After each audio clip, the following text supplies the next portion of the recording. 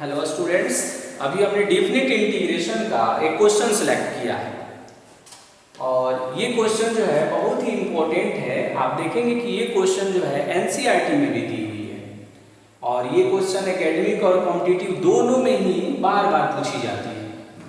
यहाँ लिखा हुआ है sin 2x लिखा है, sin 2x और फिर है tan इनवर्स sin x लिखा हुआ है।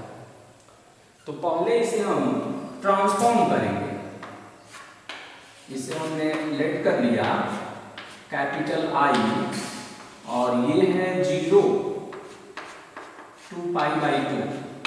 sin 2x का आइडेंटिटी एक लिख रहे हैं 2 sin x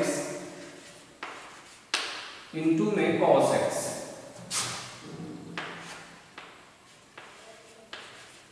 is equal to tan inverse sin x dx। अब यहां जो है 2 कांस्टेंट है तो इसे हम आउटसाइड में कर देंगे, तो ये हो जाएगा 0 to पाई बाई 2 और यहां इसे हम ऐसे सजाते हैं sin x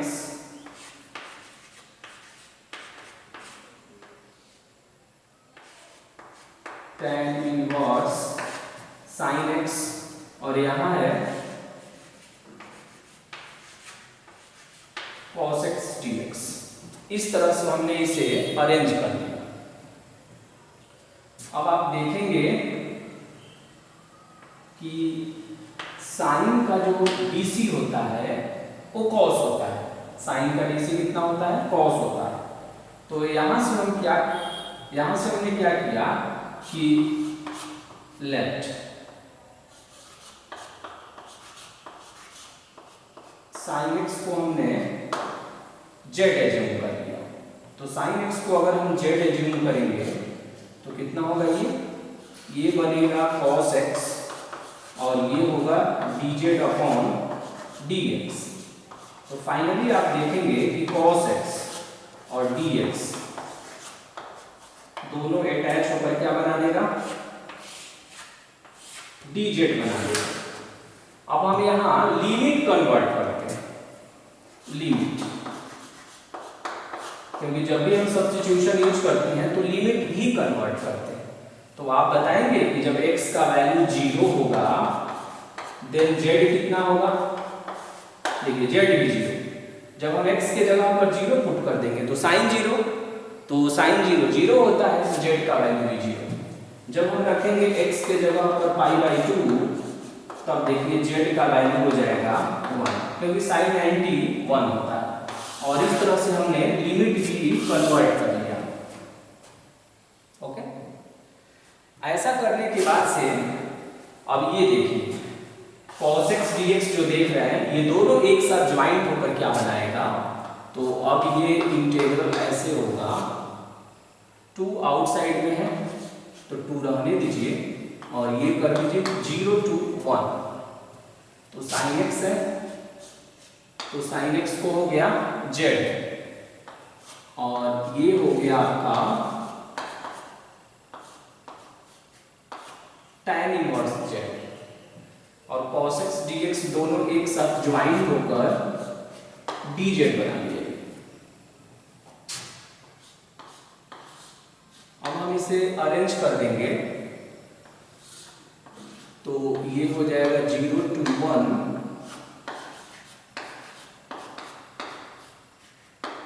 tan inverse z और इनटू में z dz हो जाएगा। tan इनवर्स z इनटू में z dz हो गया। अब ये जो tan इनवर्स z देख रहे हैं इसे हम फर्स्ट फंक्शन मान लेंगे और ये जो z देख रहे हैं इसे हम सेकंड फंक्शन मान लेंगे। ऐसा क्यों? क्योंकि बाय पार्ट्स जब हम यूज करते हैं तो आप देखते होंगे कि इनवर्स पहले आता है। ITF जो है इनवर्स ट्रिग्नोमेट्रिक फंक्शन पहले आता है, तो इसे हम फर्स्ट फंक्शन मानेंगे और इसे सेकंड फंक्शन। इस बात को ध्यान में रखते हुए अब हम बाय पार्ट्स मेथड का यूज करेंगे। तो using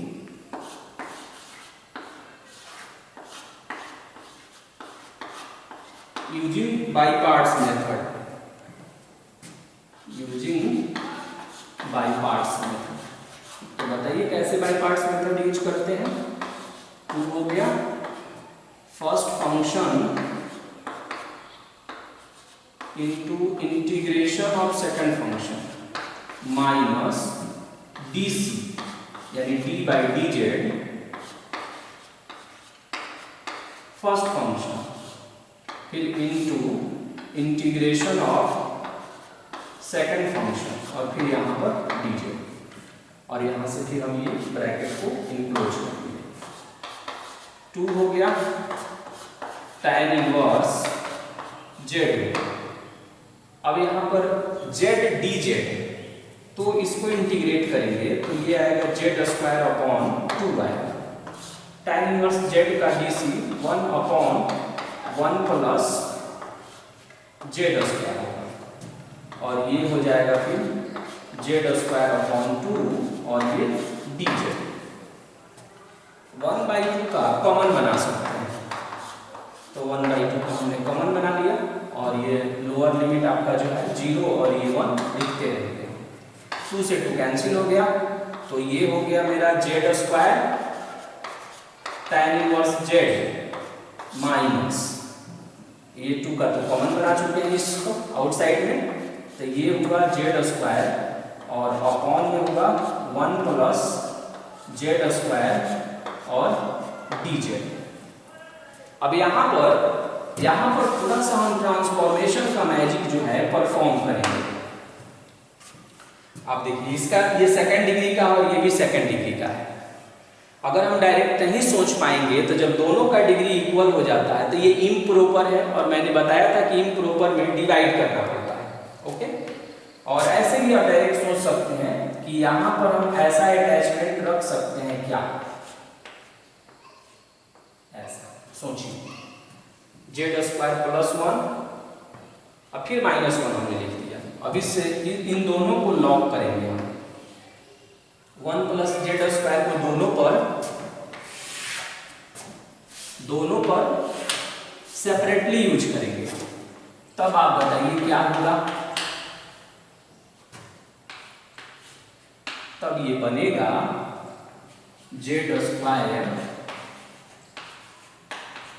tan inverse Z minus, इस पे ऑपरेट करेंगे तो ये ऐसे होगा जेड स्क्वायर प्लस 1 अपॉन में 1 plus Z square D Z, और ये माइनस और इस माइनस पर जब ऑपरेट होगा तो ये बना देगा प्लस, और ये बनेगा फाइनली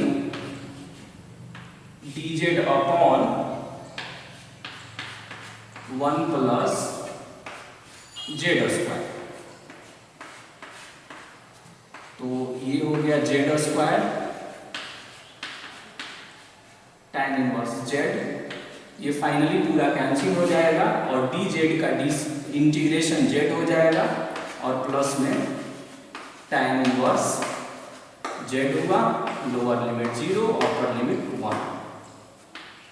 इसके बाद क्या करेंगे हम, जहां जहां जेड है वहां वहां अपर लिमिट पुट करेंगे। तो बताइए कितना होगा, अपर लिमिट 1 है तो 1 स्क्वायर tan इनवर्स 1 माइनस में 1 और प्लस में tan इनवर्स 1,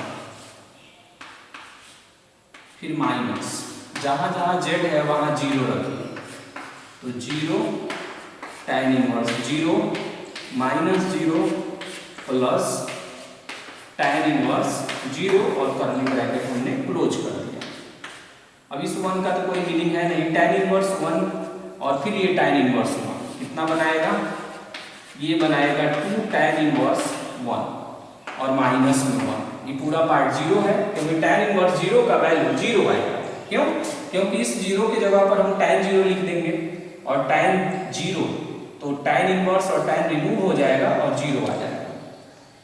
आप बताइए इसका फाइनल आंसर, तो ये 2 हो गया। tan इनवर्स 1 का डायरेक्ट वैल्यू बताइए कितना होगा, tan 45 डिग्री का वैल्यू 1 होता है, माइनस में 1, जब ये सिंप्लीफाई होगा तो ये होगा π/2 - 1। यही इस इंटीग्रल का फाइनल आंसर होगा। इस इंटीग्रल का फाइनल आंसर यही होगा। तो क्या देखा आपने कि पहले हमने sin 2x का जो आइडेंटिटी है उसे यूज किया, यूज करने के बाद उसे रीअरेंज किया, रीअरेंज करने के बाद हमने सब्स्टिट्यूशन मेथड यूज किया, और सब्स्टिट्यूशन मेथड जब हमने यूज किया तो फिर लिमिट को भी कन्वर्ट किया, फिर हमने बाई पार्ट्स यूज किया। फिर एक जगह और प्रॉब्लम क्रिएट हो गया कि ये न्यूमरेटर का डिग्री और डिनोमिनेटर का डिग्री इक्वल हुआ, उसके लिए भी मैंने एक डायरेक्ट सेटिंग कर दिया। ऐसे भी आप कर सकते हैं। दूसरा तरीका हमने आपको सिखाया था कि जब ये इम्प्रॉपर हो जाता है, मीन्स कि न्यूमरेटर का डिग्री डिनोमिनेटर के डिग्री से जब मोर हो जाता है, यानी इसको एक बार और आप इधर देख सकते हैं। मान लीजिए हमने उसे, वो तो आसान था इसलिए हमने वहां डायरेक्ट सेट कर दिया, बट ओरिजिनल तरीका हमने क्या बताया कि इसे आप डिवाइड करेंगे। क्या करेंगे आप? इसे डिवाइड करेंगे। ओके, तो यहाँ 1 लिखेंगे और ये हो जाएगा z² प्लस 1। z² से z² कैंसिल हो जाएगा और ये हो जाएगा -1। अब ये जो फॉर्मूला यूज करते थे a = dq + r, तो देखेंगे कि z² = z² प्लस 1 इंटू में 1 और r जो है -1। इसी को हम ऐसे भी लिख सकते हैं z² प्लस 1 और ये -1। यही सेटिंग जो है वहां देख रहे हैं ना कि डायरेक्ट हमने परफॉर्म किया। तो ये बहुत आसान था, इसलिए हमने डिवाइड परफॉर्म नहीं किया वहां पर।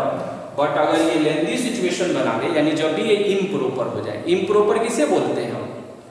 जब न्यूमरेटर का डिग्री डिनोमिनेटर के डिग्री से मोर हो जाता है, जब अंश वाले का डिग्री हर वाले के डिग्री से बड़ा या बराबर हो जाता है, तब वो इम्प्रॉपर पॉलिनोमियल या इम्प्रॉपर फंक्शन में चला जाता है।